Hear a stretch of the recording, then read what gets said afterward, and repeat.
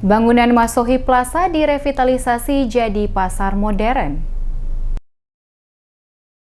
Pemerintah Kabupaten Maluku Tengah merevitalisasi bangunan salah satu pusat perbelanjaan dalam kota Masohi, yaitu Masohi Plaza, guna menjadikannya pasar yang lebih modern dengan menggunakan anggaran sebesar 11 miliar rupiah. Abidin Marasabesi, Kepala Bidang Pengembangan Perdagangan Dinas Perdagangan dan Perindustrian Kabupaten Maluku Tengah saat diwawancarai tim DMS Media Group mengenai revitalisasi pasar tersebut pada Sabtu 23 Januari 2021 menjelaskan, revitalisasi pasar untuk dijadikan pasar modern ini karena kondisi bangunan pasar maupun maplas tidak relevan lagi digunakan oleh pedagang untuk berjualan sehingga perlu adanya perbaikan. Dirinya mengatakan revitalisasi ini untuk seluruh ruangan pada gedung tersebut mulai dari lantai 1 sampai dengan lantai 4, termasuk memperbaiki seluruh ruangan, menggantikan semua pintu yang telah rusak dan khusus pada lantai 4 akan dijadikan lokasi bioskop dan kafe untuk tempat bersantai. Marasabesi mengaku ada beberapa kelemahan dari penataan lokasi serta ruangan-ruangan dalam kompleks pasar. Hal inilah yang menyebabkan kurangnya masyarakat yang berkunjung dan berbelanja ke Pasar Binaya, termasuk juga pedagang yang menempati lokasi pasar. Oleh karena itu harus direvitalisasi, menjadikannya pasar modern yang memiliki daya tarik untuk pedagang termasuk juga masyarakat sehingga berkeinginan datang ke Pasar Binaya berbelanja.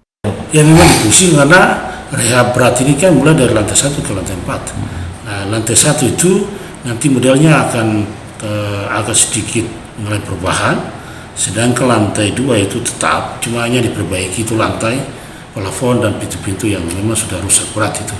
Sedangkan lantai 3 maupun 2 sama, sedangkan lantai 4 itu ada penambahan bioskop dan lokasi untuk bisa ngopi atau santai di lantai 4. Sedangkan sistem